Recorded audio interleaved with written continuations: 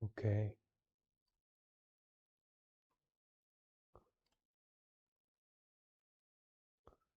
so here we go.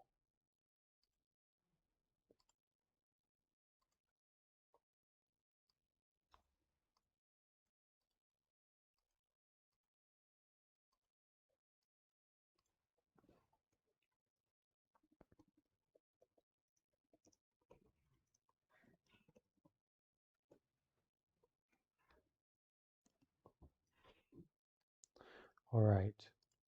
So, very sincere and appreciative welcome to everyone who's here, joining in for this gathering of practitioners, this gathering of people on the path with some kind of Buddhist interest, meditation interest, Zen interest. So, in our practice, in our work to understand Buddhism, meditation, spirituality, whatever it is for you, you have to find something that has a sweet taste. It's true, you need a sweet taste because you need to be inspired. You need to be encouraged. You need to have a feeling of affinity or connection to what you are learning about, what you are studying, what you are practicing. If we begin our spiritual life or our meditation life, if we begin the path of ending suffering and it's just this like bitter uh, grind to make some kind of progress or to confront difficulties or understand some complex philosophy, we're never really going to have success. We're just going to keep butting up against that bitterness, and we're never going to get to the point where we feel inspired, encouraged, really alive and interested and passionate in some way. It's a certain kind of energy about it, a certain kind of encouragement that we feel that we're inspired by it. So for me, what really inspires me and the sweet taste that I really like is we can say, or I like to say, the sweet dew of Chan or the sweet dew of Zen. So Zen is a very popularized in the West form of Buddhism and meditation style and non-dual philosophy, and it's very much at the tippy top of heavy-hitting philosophy of Buddhism in terms of like the deepest teaching or the most direct way of communicating the truth of enlightenment, and that's kind of agreed upon even in the Tibetan school. They have their own form of Zen. Tibetan Buddhism they call Dzogchen or Rigpa. There's many different names for it, but it's this spirit of this teaching of seeing directly into reality, seeing directly into the Buddha mind at this moment, so that you don't have to wait for some enlightenment experience in the future. You don't have to do all this work to get enlightened or have all this progress, but actually that this enlightenment is right here, right now. Um, all that considered, the Buddhist path and the Zen path, whichever way you want to cut it, is very practical. So in listening to these teachings and beginning this introduction, this first look at Chan Buddhism, Zen Buddhism, um, two things you want to avoid. One is hearing what's being taught and saying, "Well, I don't understand this, and I don't get this, and I'm kind of finished." And you also don't want to fall into like, "Oh, I really get this. I'm actually enlightened. I've got it. I've gotten a hold of it." But more kind of listening from the heart, curiosity, exploration, appreciation, and the best thing that can be brought up here is um, that inspiration to get more involved in looking, more involved in stepping into the path and finding what that means to you in a very engaged, practical, day by day, moment by moment way. We walk the path here and now. So It's to inspire us and invite us to deepen our experience of life and our experience of reality. So, what is Chan Buddhism?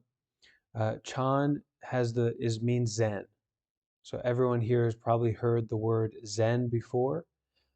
Chan is the more original form of that word from China, and Zen is the that word translated into Japanese.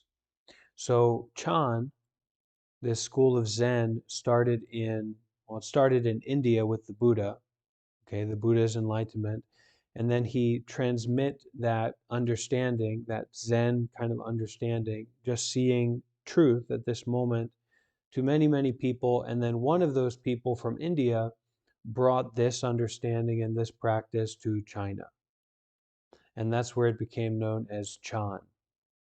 From China, it spread to three main places, and that is Japan, where it's known as Zen, Korea, where it's known as Sun, and Vietnam, where it's known as Tien. So those are the modern Zen schools. Is Chan from China, Zen from Japan, Sun from Korea, and Tien from Vietnam. So we're going to be reading from a book today by Thomas Cleary, who has given a lot of who's done a lot of really wonderful, amazing translations of these ancient Buddhist texts, Zen texts, and we're just going to dive into it. You can get this book on Amazon for like $2 or $3 for like a digital copy. I just got the digital copy of it because I really liked it, and so we're gonna kind of take a look at this. What is Chan? And I just was reading through some of it, and I thought it was wonderful. So um, you might not have it in front of you; you'll just have to listen. Okay. So this is the foreword.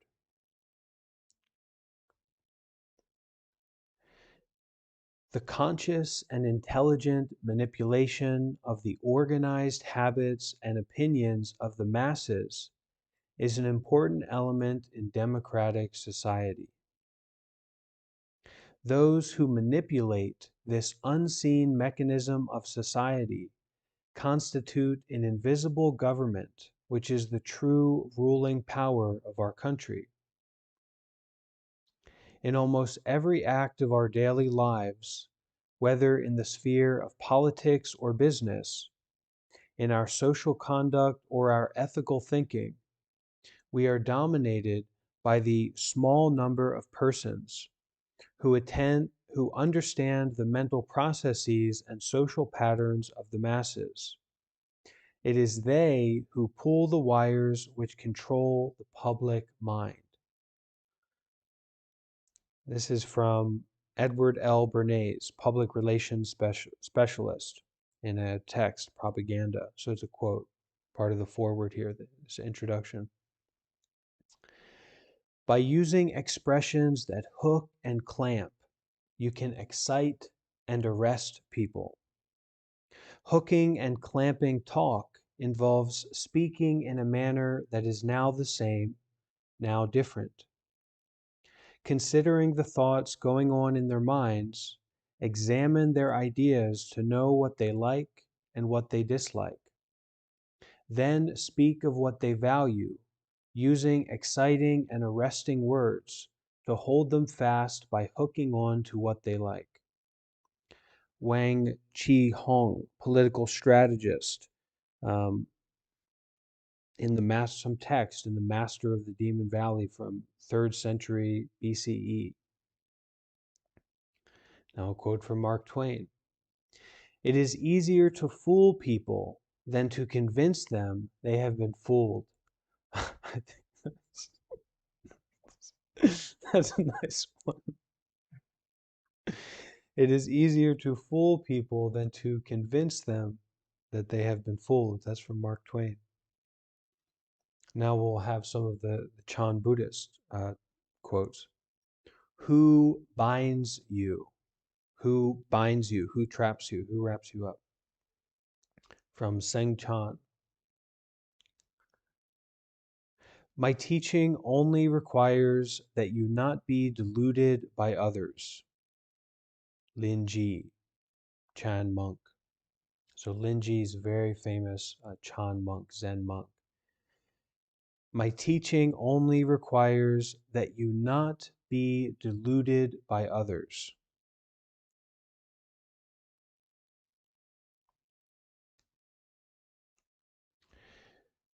Chan Buddhism was concerned with the practical question of how the mind may be bound or liberated.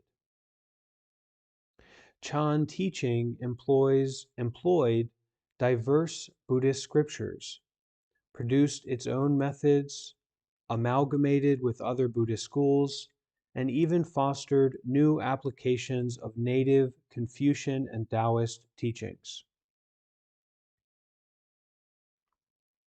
So, as this school of Chan, this Zen tradition became prevalent in ancient China, it utilized different aspects of Taoism, different aspects of Confucianism.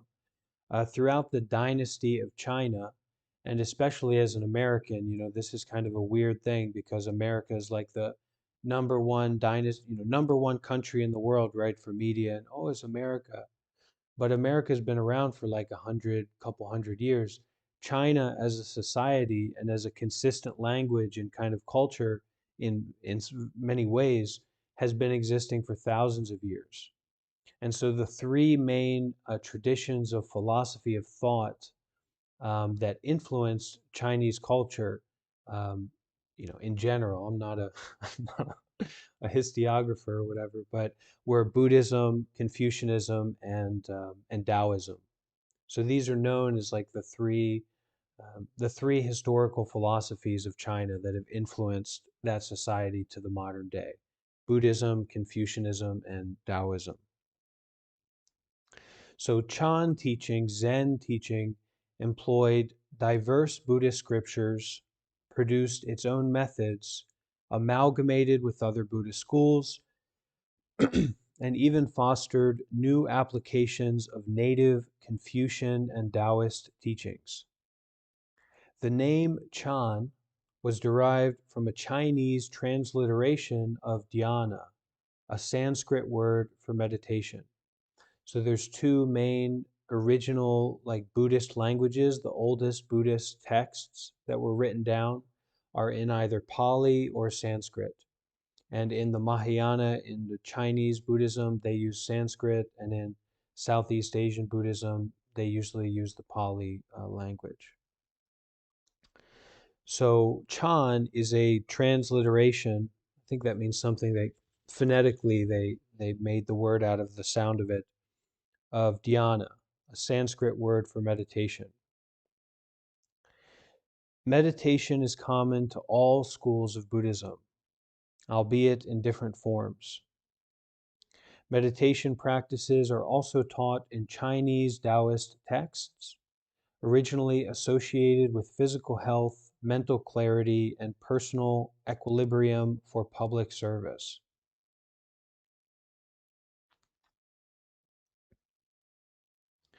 Buddhist meditation methods were introduced to China in the early Common Era through extracts and translations from Buddhist literature, an inventory that would expand for centuries, and also through the instructions and examples of advanced practitioners from Central Asia and India, along with growing circles of Chinese associates and followers.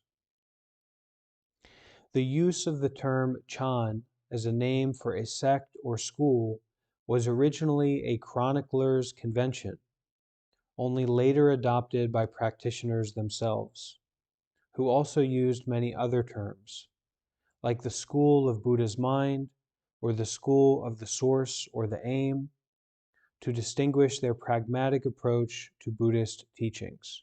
So, this school of philosophy that is Chan or is Zen was originally not referred to as Chan. It was just people who were compiling teachings and chronicling these events in these schools kind of gave this name. Um, And we can have this understanding that this was a Buddhist monks in some way. It's like a living school of philosophers whose full-time job it is to meditate, contemplate, introspect, and take an approach to liberation, and then present that approach in different ways depending on their disposition, their understanding. But that's a monk's full-time job. They don't have to go and work at the supermarket and then come back and study meditation. They can do it 24/7. It can be their full life. So also terms such as the school of Buddha's mind, or the school of the source, or the aim were used to distinguish their pragmatic approach to Buddhist teachings. Standard Zen legend attributes the founding of the school in China to an iconic Indian monk named Bodhidharma, which means teaching of enlightenment. Bodhidharma is said to have employed the Buddhist scripture known as the Lankavatara Sutra. This scripture presents certain premises basic to Chan Buddhist methods. So this when you go back to a certain period of time, so many years in the past, it's no longer really historical. It's more like a religious history, or it's a history of myth, and it's so far back in time that you can't really determine the accuracy of that. And so, Bodhidharma is this traditionally seen as the founder of Chan, but is it historically for sure a real person? It'd be very difficult to say. It's a lot of legend that goes into it. But there are texts, there are teachings and writings that are attributed to Bodhidharma from very, very old texts. But to say that it was actually him who wrote them is difficult. So we'll now a few excerpts from this Lankavatara Sutra that the founder of Zen said to use. This scripture has multiple meanings to guide recipients of all dispositions, not disputation that is actually contradictory. The word of the Buddha has no statement. Ultimate truth is not a statement, nor is ultimate truth what is expressed by a statement. The leading principle of the goal is distinguished by first-hand experience, beyond speech, imagination, and words, reaching the realm where there is no impulse, the inherent characteristic of arrival at the stage of first-hand realization, excluding all the destructive forces of speculation and dogmatism. The leading principle of instruction is discerning accommodation to people's conditions. So the leading principle of teaching or instructing someone is discerning accommodation to people's conditions. So to help them relieve their suffering. And this is a little bit what I was talking about at the beginning. Buddhism is not about what you like to find the real, true, accurate Buddhism and try to align that to you, or to put yourself in following that true right path.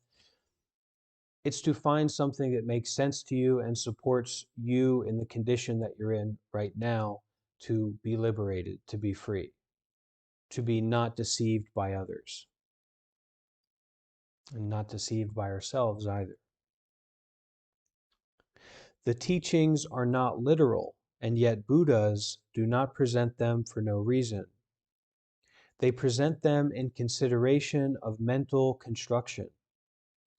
Without material to use, instruction in all the teachings would disappear. Those who are dedicated to enlightenment should be free of obsession with the articulation of the recital of teaching. The recital of teaching has different meanings on account of the engagement of people's mentalities. Just as if someone points out something to someone with a finger and the latter looks only at the fingertip, in the same way, ignorant, ordinary people, as if of infantile disposition, will go to their death adhering to the fingertip of meaning as articulated, and will not arrive at the ultimate meaning beyond the fingertip of expression.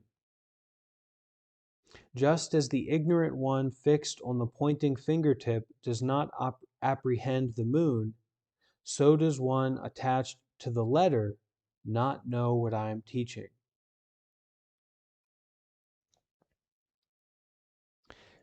As a physician prescribes the type of treatment according to the illness, and there is no division in the science, but treatment is distinguished by the type of illness.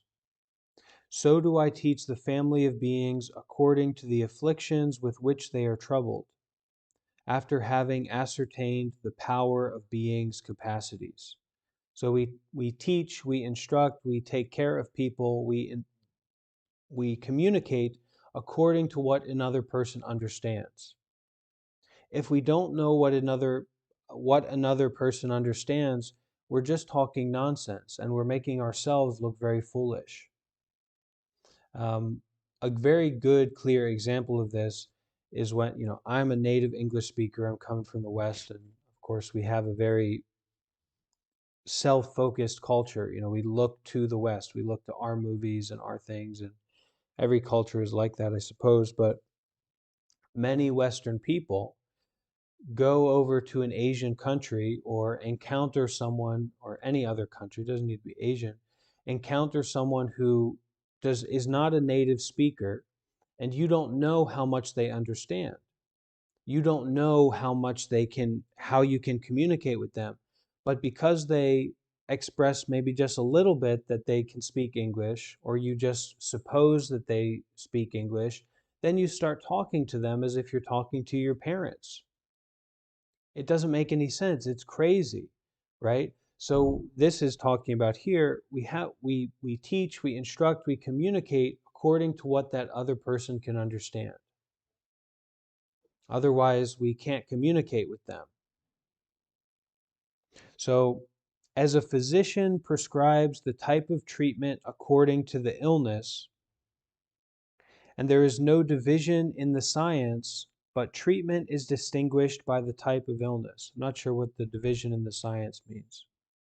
So do I teach the family of beings according to the afflictions with which they are troubled, after having ascertained the powers of beings' capacities, so their abilities.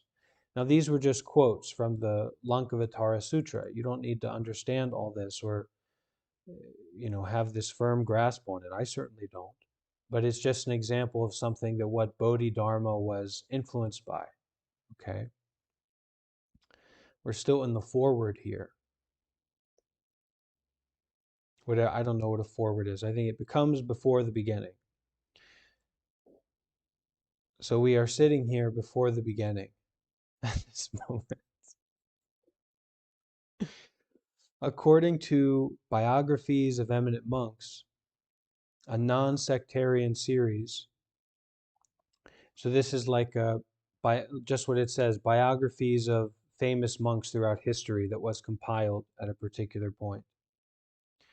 According to biographies of eminent monks, a non-sectarian series, the first master to make Chan Zen a distinct Buddhist order was a monk named Huai Hai, usually known as Baizan, after a popular epithet of the mountain where he lived.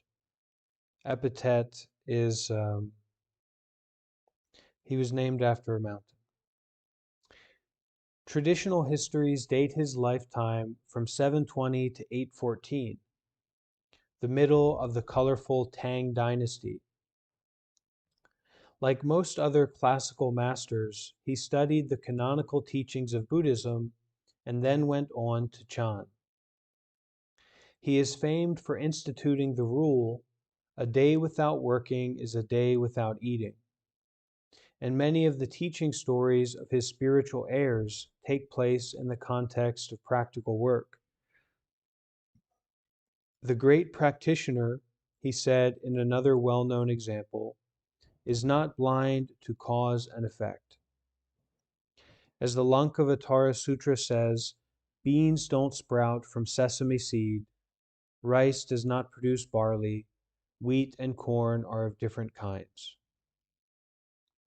So the causes, the actions that we take produce a particular effect.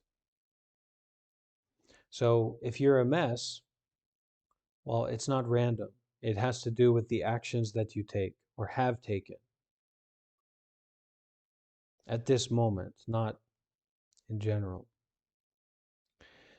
The recorded sayings of Bai Zhang are of particular value in Chan Buddhism, as they explain the symbolism of Buddhist scripture in accessible applications, presenting the principles, problems, and processes of Buddhist practices in systematic, straightforward terms. Bai Zhang articulates 3 stages of Buddhist teaching and Chan practice: detachment, not dwelling in detachment, and not making an understanding of not dwelling.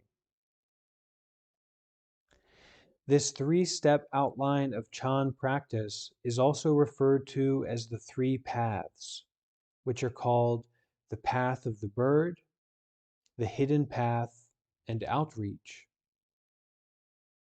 The path of the bird,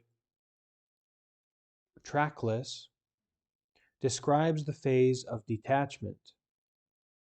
The hidden path, neither here nor there, describes not being attached even to non-attachment, not dwelling in detachment. So maybe we could say here, even not being attached to states of detachment. So when you get into deep meditation, basically you're in a state of non-attachment and not even attaching to that.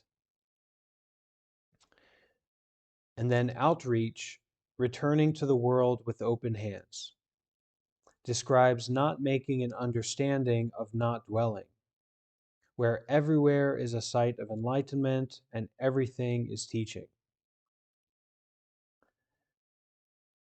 The famous Chan teacher Zhuan Sha recapitulated the 3 phases in 3 axioms. Equanimity, accept the totality of present actuality. Okay, so this is a good place to start in Introduction to Chan. The 3 phases, this first phase is equanimity, developing a relationship with equanimity, establishing yourself, establishing your practice, your life in equanimity. That is, accept the totality of present actuality. Accept totally exactly what is happening right now, at this moment, not in general. 2, second phase, return attention to cause and effect, not sticking to constant oneness.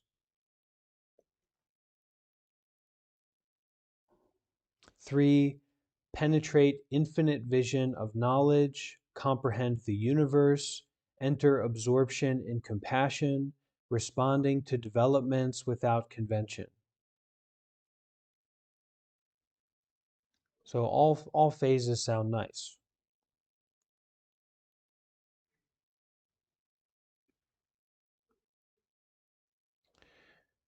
Many practical applications of these formulas appear in Chan technical literature.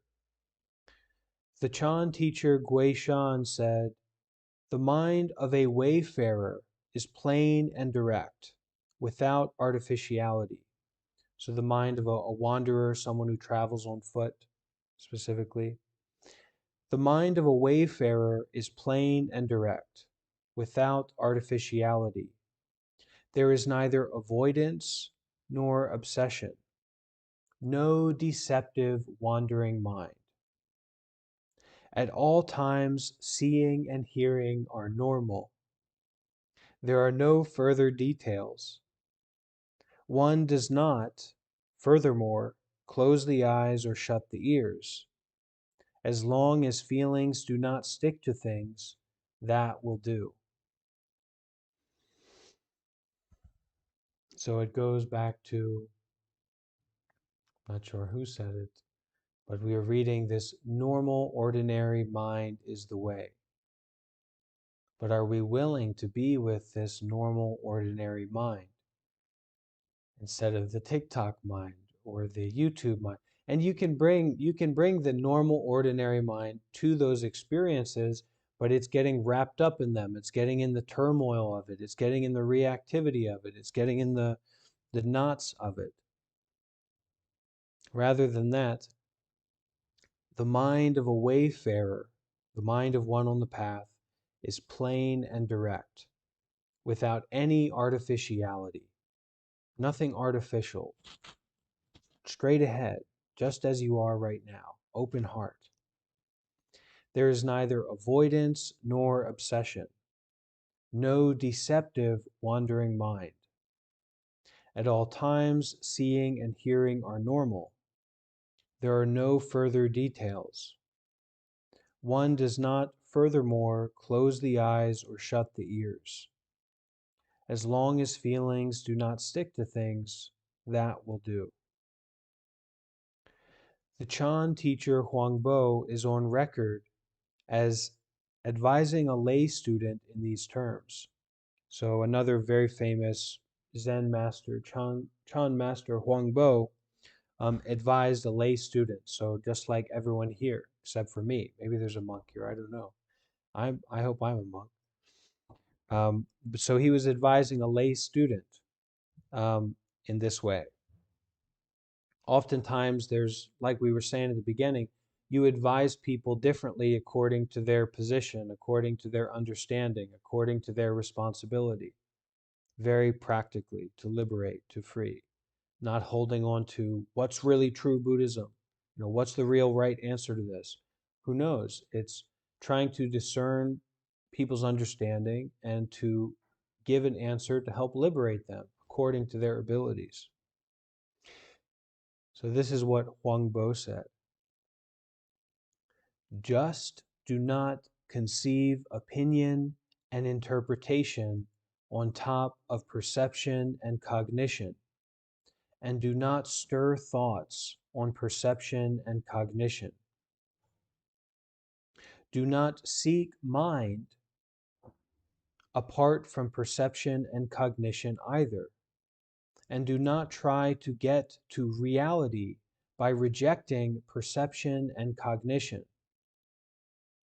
When you are neither immersed nor removed, neither dwelling nor clinging, free and independent, then nothing is not a sight of enlightenment.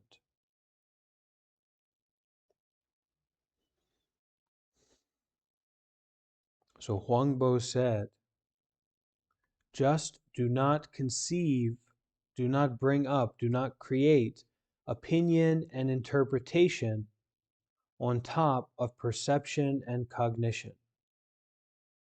and do not stir thoughts on perception and cognition.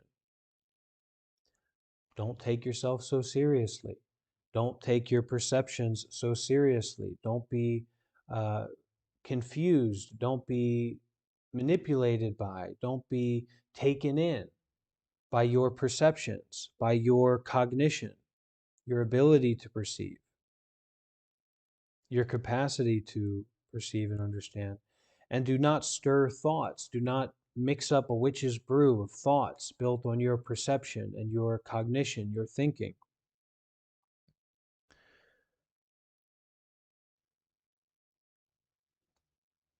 Do not seek mind, so do not seek truth. Do also do not seek reality, do not seek freedom, the real you, or what you really need to find out. Do not seek mind apart from perception and cognition either. And do not try to get to reality by rejecting perception and cognition. when you are neither immersed nor removed, neither dwelling nor clinging, free and independent, then nothing is not a site of enlightenment. The Chan teacher Lin Ji said, if you were able to put a stop to the mind that is running after something with every thought, then you would be no different from a Chan master or a Buddha.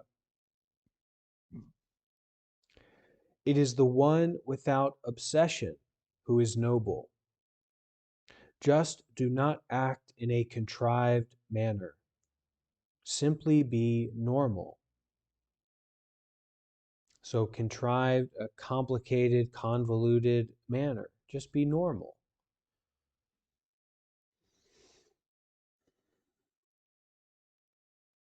I am talking about the reality of the ground of mind, which can enter into the ordinary and the holy, into the pure and the polluted, into the absolute and the conventional, and yet is not absolute or conventional, ordinary or holy, but is able to give names to all the absolute and conventional, ordinary, and holy. Someone who has realized this cannot be labeled by the absolute or the conventional, by the ordinary or the holy.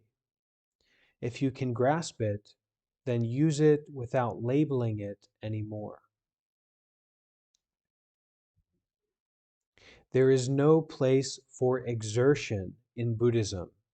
It is just a matter of being normal and not obsessed.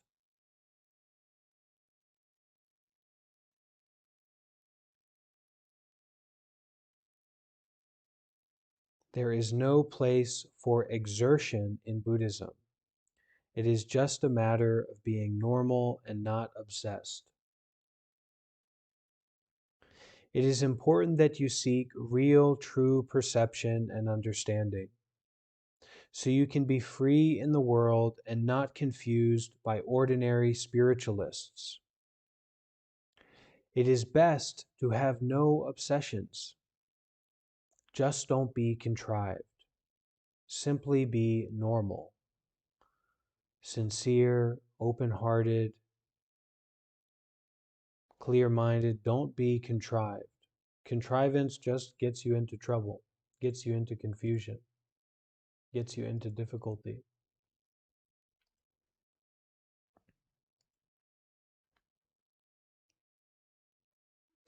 If you want to perceive and understand objectively, so if you want to see and understand according to reality as it is, to see things as they are, just don't allow yourself to be confused by people.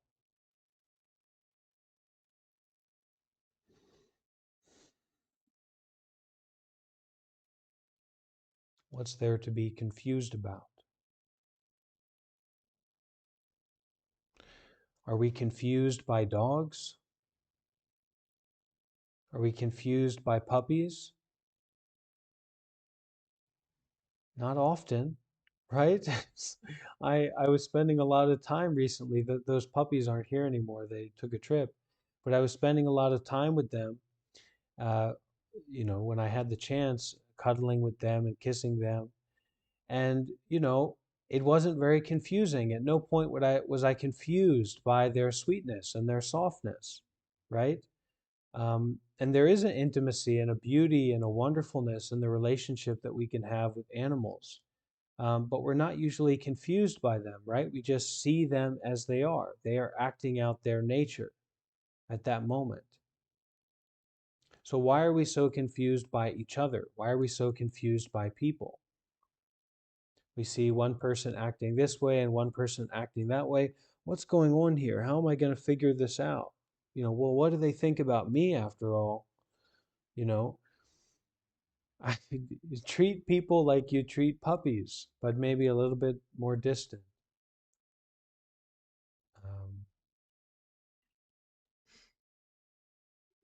so, if you want to perceive and understand objectively, just don't allow yourself to be confused by people, to be trapped, to be in a state of belief. Just see them as they are. Be normal, be ordinary.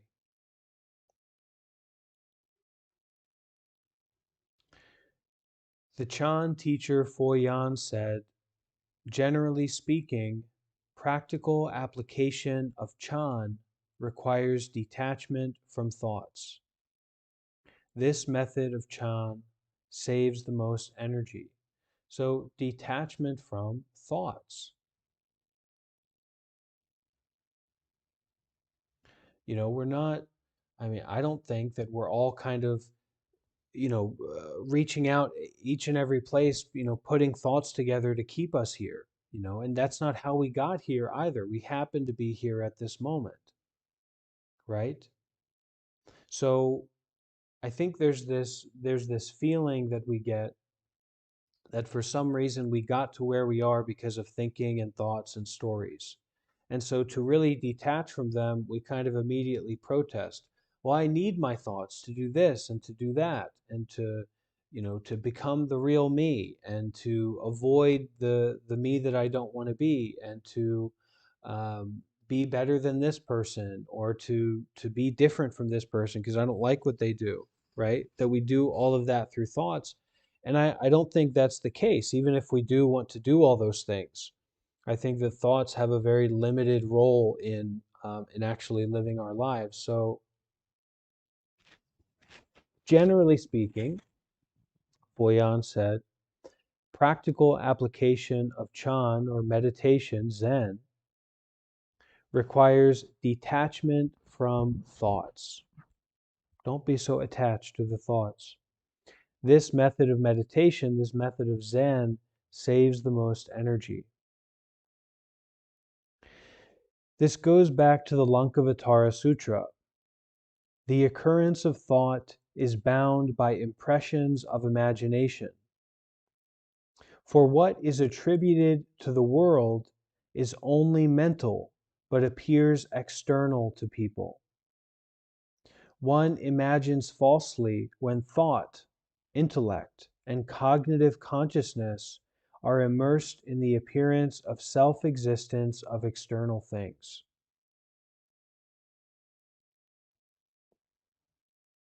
There's a teaching that actually when we fall in love with someone, we're just falling in love with ourselves.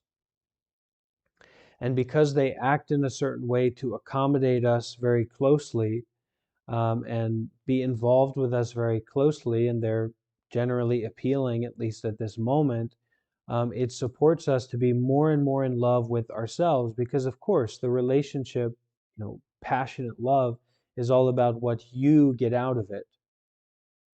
A compassionate love, acceptance, companionship is a little bit different. But that kind of passionate love, especially lust, is all about me, myself, and how this person supports that and indulges that.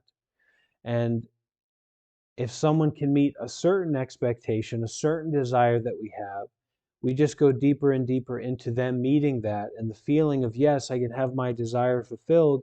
And then you just fall in love with everything about them because it's your desire being fulfilled, right? It came from that original fire that was burning of their meeting this standard. They look this way, or they make me feel this way, or on and on and on. But this teaching is a lot deeper as well. So the occurrence of thought, the happening of thought, is bound by impressions of imagination. So the arising of thought is bound by the impressions of imagination, things that we just come up with, things that we just bring up in our mind that aren't necessarily true. For what is attributed to the world, saying that this is the world, this is what's happening outside, is only mental, but appears external to people. And it's only mental according to neuroscience. It's only mental. You don't, that your brain isn't the overseer of the universe. It's your brain. It's this seemingly monkey-esque being on this rock that happens to be able to do a lot of technological things, right? Uh, so it appears external, but it's not. It's something that's happening inside of us. One imagines falsely when thought, so one imagines falsely when thought, intellect, and cognitive consciousness are immersed, engulfed in the appearance of the self existence of external things. So, thinking that external things exist externally in and of themselves or as they are. So, things don't exist separate from anything else. You separate it mentally, but actually it's not separated at all. And so when we're engulfed in that, we imagine falsely. We come up with these false ideas that get us into all kinds of trouble. Embarrassment, right? Oh my goodness, I said that. I spoke that way. How embarrassing. Right? Cognition with mind tied to objects takes place in thought. Cognition with mind tied to objects takes place in thought. Insight, though, operates in the domain of essence without image.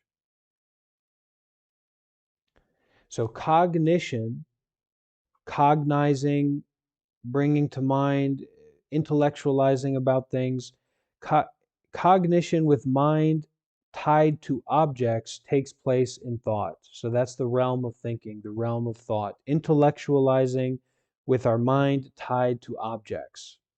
So my computer, my mouse, my Kindle, my earbuds, my book, my bag, my robe. And we think. My cheese. We think in this way. Okay. Insight, though, this kind of wisdom, this wisdom that we get from insight, we've been talking about wisdom recently. Insight, though, operates in the domain of essence without image.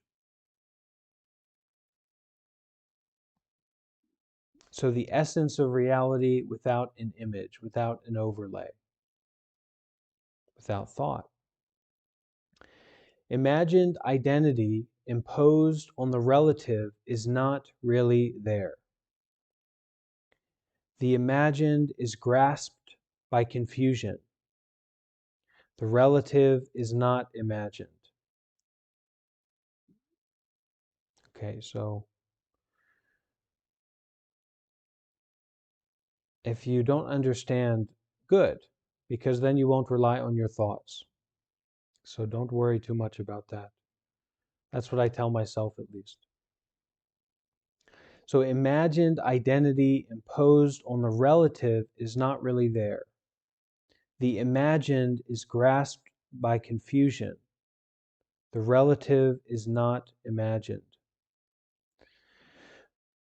Foyan also said, so we'll keep going here, just do not conceive all sorts of opinions and views. This non-seeking does not mean blanking out and ignoring everything. Just detach from gross mental objects. Now, this is particularly gross versus subtle, but also detach from nasty mental objects as well. So detach from the general mental objects of your mind at this moment. And whatever subtle ones are there, whatever smaller, more refined mental objects are there, will naturally clear out. And eventually, you will come to understand spontaneously. You don't need to search. This is called putting conceptualization to rest and forgetting mental objects, not being a partner to the realm of the senses. This is called putting conceptualization to rest and forgetting mental objects. And most of our mental objects we forget, right? not being a partner to the realm of the senses. This is why the ineffable message of Chan is to be understood on one's own. Too great, too extreme to be expressed, and is to be understood on one's own. At times when it is possible to minimize involvements, study yourself clearly. This is very important. Okay, so this is a direct teaching, direct guidance about our life and our practice path. Okay. At times when it is possible to minimize involvements, things that we are involved with, study yourself clearly in whatever activity you're doing. This is very important. You should simply step back and study through total experience. How do you step back? I am not telling you to sit on a bench with your eyes closed, rigidly suppressing body and mind like earth or wood. That will never have any usefulness, even in a million years. When you want to step back, if there are any sayings or stories you don't understand, place them in front of you. Step back and see for yourself why you don't understand.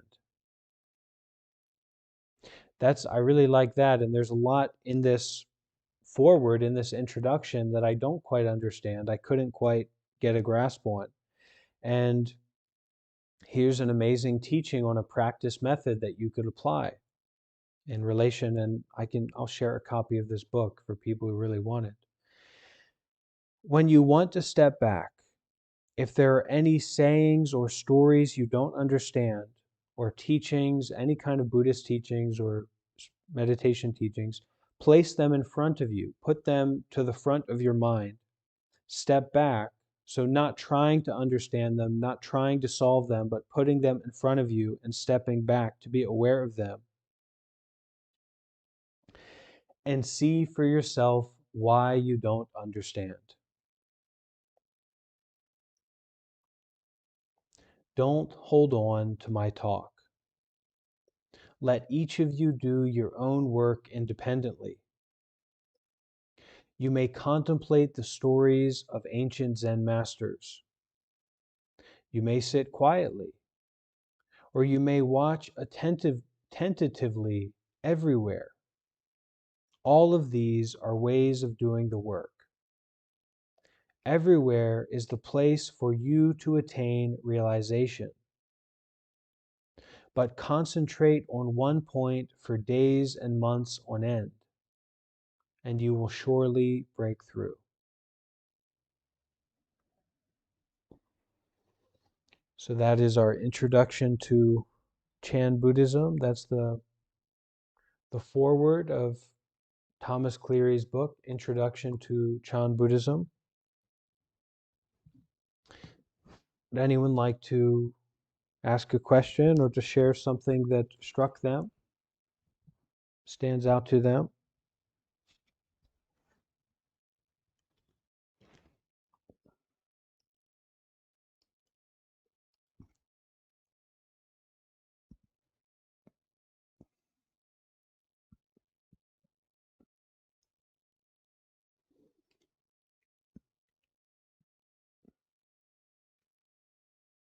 I just think the metaphor of putting something complex, a teaching or saying you don't understand in front of you, and maybe I had this idea of something like a statue or something I don't recognize, and then just stepping back and trying to get the full picture of it without, just by experience, maybe getting out of your own way is a very beautiful way to put it. I'll try and keep that in mind next time I'm confused.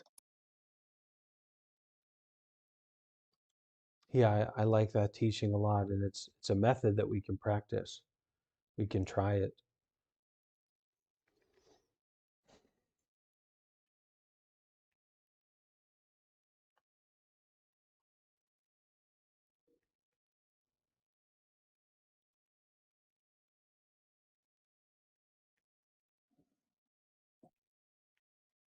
Something that I really liked was kind of earlier in the forward.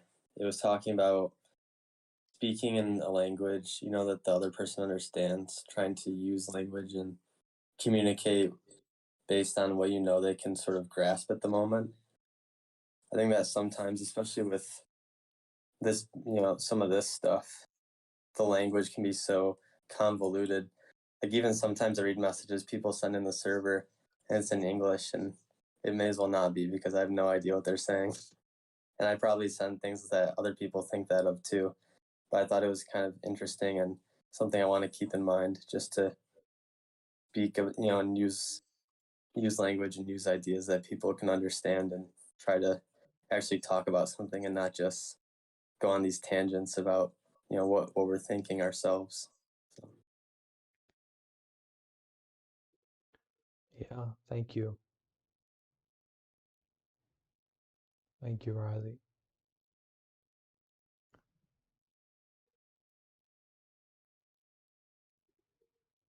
And yeah, Moss, go ahead.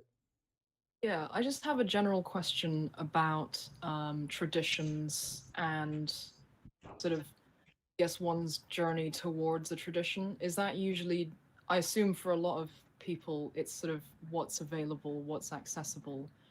But we're here in this sort of non-sectarian group, and we've got access to all of the information in the world.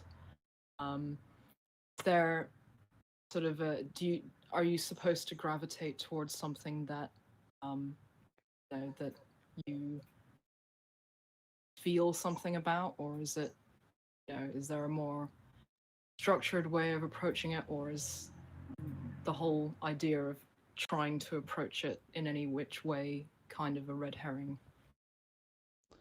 Thank you. Well, yeah, it's a great question. Thank you, Moss. I think the whole idea is that this is a place where we can show up. That's what this is for me. This is a place where I can show up and I feel energized to show up because everybody's here, right? We're all gathering, and we're gathering in a very particular way, very intimate way, very sensitive way, vulnerable way, right? To really practice and show up in all this. So really the greatest barrier to finding a tradition or finding a path is finding a way to show up enough where you can determine if that's what you want to keep doing. And if you determine that, then you'll find an avenue. You'll find a tradition, you'll find a path, you'll find an organization. For me, what that has been, as becoming a monk and all this jazz, um, is spiritual friendship. People who are more experienced than me, people who are more established than me, um, that I develop a relationship with, and then I'm able to rely on them and reach out to them in a very clear way and say, can I stay here? Or can you give me a recommendation for this? Um, so yeah, that's a big part of it is just finding the tradition is, for me, finding that way that you can show up consistently and continue getting value out of it.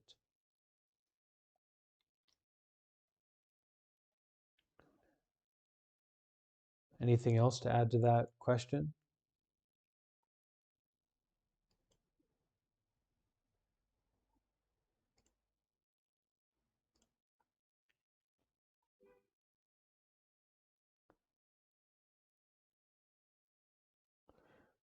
For me, it's, as a monk, I mean, privilege always comes to mind because I'm in a very privileged position to be a white male. Um, that's a big part of it. And also, as a monk, the spiritual path and the practical path come together. They're not separate. So where I live there because I need a place to live. I can't freeze, but also because it's suitable for me to practice my path, to show up, to continue showing up in Buddhism and meditation and helping others, whatever it would be. So that's a unique position to be in, that those two things come together. but it's something that you can get your teeth on, and it's something that allows you to have some empowerment, right? Some strength. If you're showing up somewhere and it's not giving you any strength and it's not giving you any confidence to branch out and to explore, then I would say that you should be very careful about that. Certain times for training, if you're doing a meditation retreat or an extended residency program or something like that, don't be picky. If it's a meditation place and you're staying there and you're training and there's silence and there's teachings and all that, you stay there, you follow the schedule and for that particular amount of time, and then you can go, you can try different things.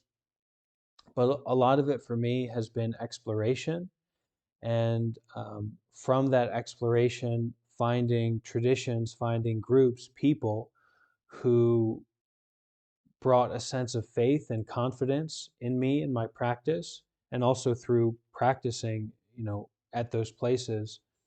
And then I was ready to take a leap to get more and more involved in that, and going and becoming a monk. But for someone who's not really in the practice of becoming a monk, it's more about consistency. It's also for me as a monk, it's also about consistency. That's it helps me to do that being a monk. It's always this constant reminder. So regular practice, regular study, regularly connecting with the teachings and the community, right? Because there's heavy hitters out there. There's big people out there you know, who put me into a position of, I'm a greeter at the door. And so there's all kinds of different people who are out there on the path and are developed and established on the path, and we are all on the path. So the more that we show up and cooperate and connect deeply, intimately with a community, study the teachings, listen to teachings, and meditate, we will find our way. And at the very least, we're setting ourselves up to go headfirst into a tradition. Oh, I like this teacher. Now you've got something that you can actually offer. You're not just blind, deaf, and dumb. And hey, I like what you're doing. I'm here to do it. But you actually have a sense of groundedness and stability, um, in which to navigate joining that community or that tradition, or investing more and more in a particular method, or attending a meditation retreat, which can be another big step, is finding a meditation retreat to attend and participate in.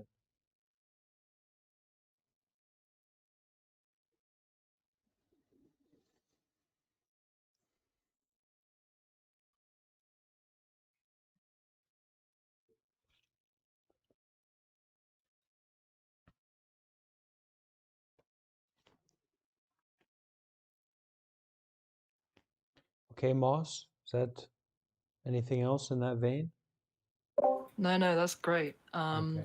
I don't know. I just never really considered a sort of foundational layer to the path. I think a lot of the sources say that joining a tradition and kind of following. I've seen a lot of things against sort of shopping around, and it's just kind of interesting. Um, I have Chinese heritage, and that makes me feel like I need to gravitate towards something like Chan, whereas I feel aesthetically compelled by things like Zen, and also kind of I'm really into like the bombasticness of Tibetan traditions, and I think that's all kind of getting ahead of the whole thing, and actually, yeah, just showing up is really where it's at for the time being. So yeah, thank you. That was a great answer. Yeah, and it's finding good people, good relationships, and that's one of the biggest things with monks. Shop around and find a monk that you like, because it's their job to be a facilitator for you to practice Buddhism, and to be like a living example of what that embodiment can be, living through generosity, and living from meditation, and living from Buddhist teachings, and basically everything just works out. And so it's a, it's a very old way of role in human society to be like, you're working on spiritual wealth and you're not working on material wealth, and it kind of puts you in a unique position. But you can also find a balance. There's not is there something inherently magical and powerful about being a monk? No, there's not. It would be nice.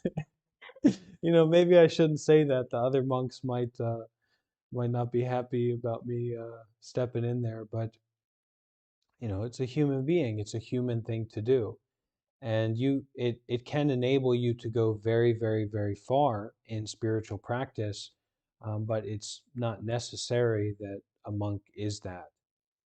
So if you speak Chinese, or if you speak Vietnam, you come from a Vietnamese background, or if you come from different Buddhist cultural backgrounds, then that empowers you to shop around, even better, because you can go and visit this temple and you can talk in the native language, and um, all different kinds of things like that. And you find what connects with you, what rings true to your heart, to support you in continuing to show up and to practice.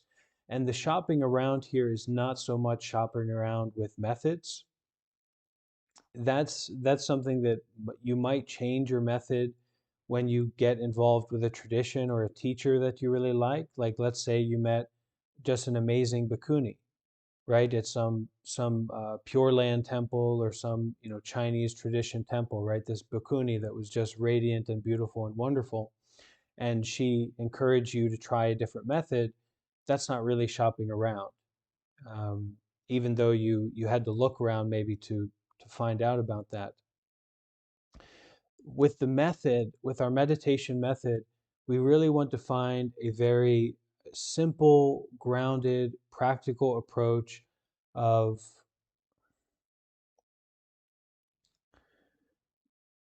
facing what's happening right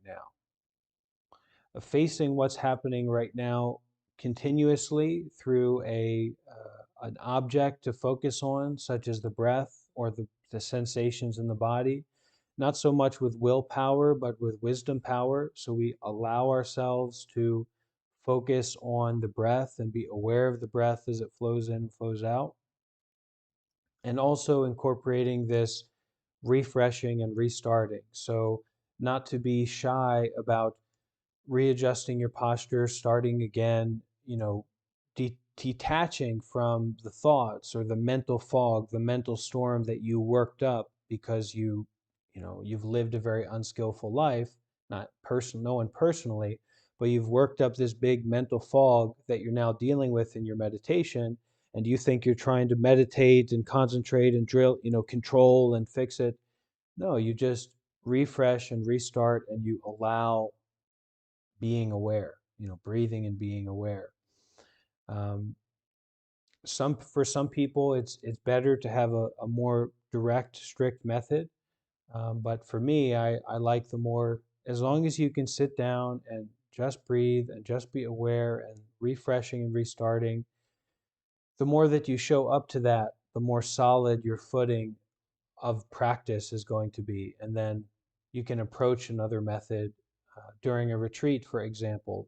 Sometimes retreats have particular methods that they encourage. And also it can be something like breath counting your breath, 1.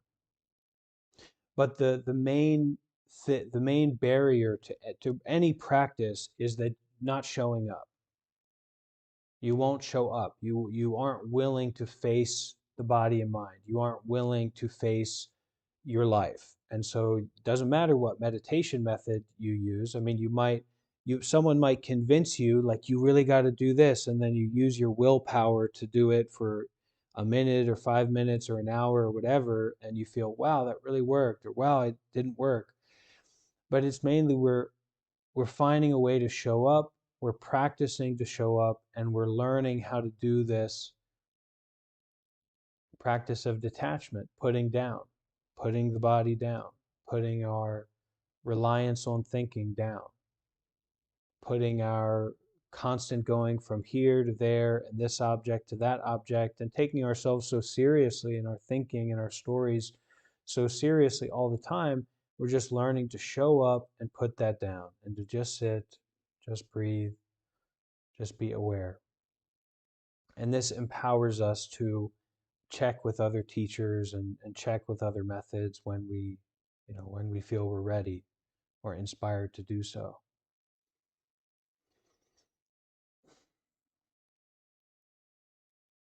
And we have to remember that the foundation of all this is generosity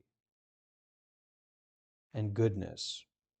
So generosity is like something that's even easier to do than generally being good, like being a good person, kind, forgiving, patient.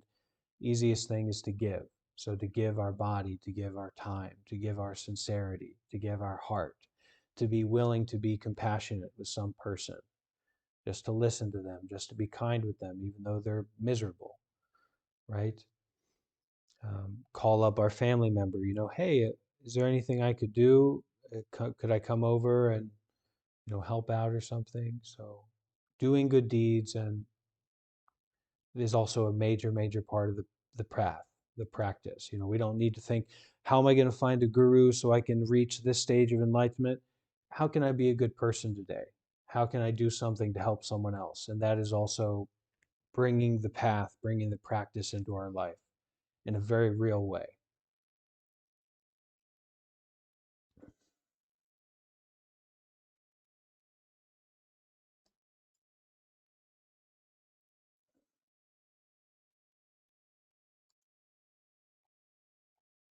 Anyone else have questions, something to share?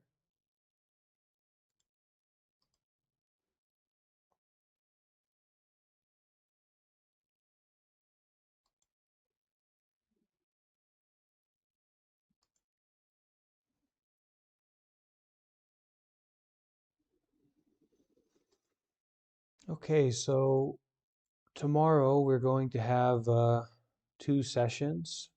This will be the final regular sessions that we have for a while, because I'll be going on a trip. So I'll try to be able to show up at certain times and see how everything goes. But it's going to be very hectic, and this teacher, uh, my we can say my teacher, Sayadaw Otamasara. Sayadaw is the Buddhist word, the Burmese word for very high. It's like royal teacher. He is very much powered on detachment. So he just, I mean, it's unthinkable what this trip is going to be like. It's going to be exhausting and out of control and overstimulating and, um, not quite boring because I'll probably be exhausted most of the time because it's just nonstop. Um, but there should be some times where I'm able to show up and be able to do our practice. But we've also got people volunteering to host some sessions, and don't be shy about volunteering or saying, hey, if you are regularly participating at our normal times, this time and the earlier time, and you know how to live stream a Dhamma talk from someone that you like, then that would be amazing for you to host a session and do exactly that. That'd be ideal. Okay, and live stream here on Discord, there's an option to share your screen. So tomorrow we're going to have 2 opportunities to quote unquote officially become a Buddhist. So that just means to take the 5 precepts, to make a commitment to take 5 rules, 5 guidelines for ethical living, and then also to take refuge in the Buddha, the Dharma, and the Sangha. So Buddha is the founding teacher of Buddhism and also represents the Buddha mind, right? Our possibility to awaken. Dharma is the Buddhist teaching, so we rely on them instead of TikTok or conspiracy theories or whatever. We might be involved with that, but we don't rely on that. We rely on the Dharma. We take refuge in that, and then taking refuge in the Sangha as well, which is the Buddhist community.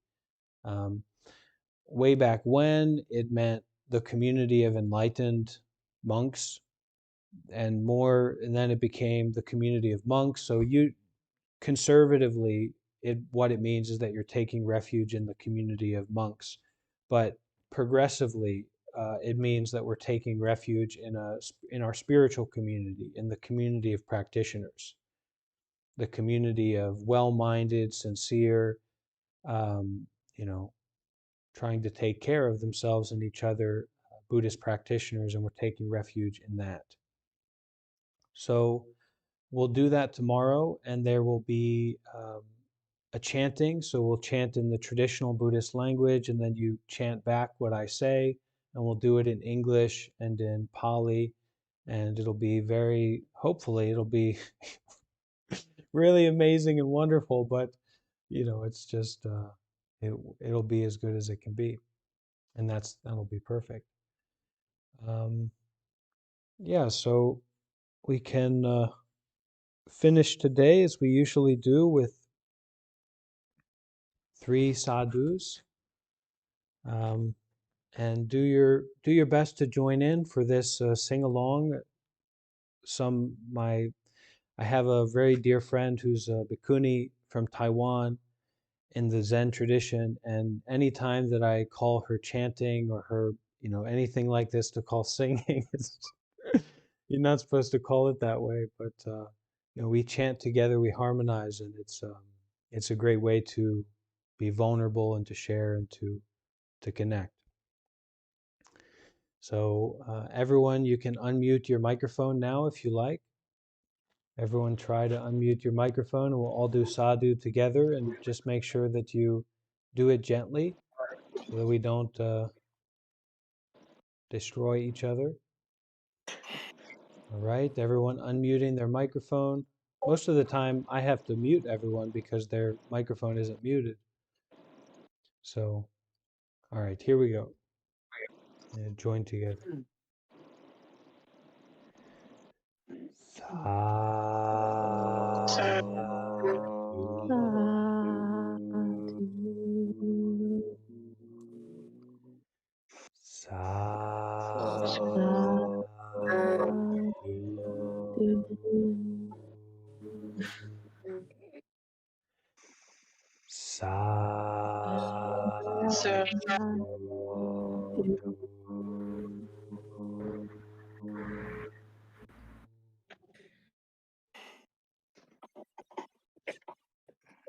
Okay, dear friends, thank you all for joining, participating. See you again soon. Thank you. Thank you. Thank you. Bye. Bye, everybody. Thank you. Mm.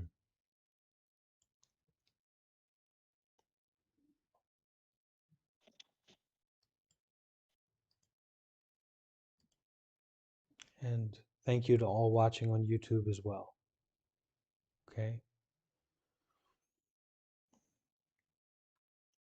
And thank you to you, Ru, for joining.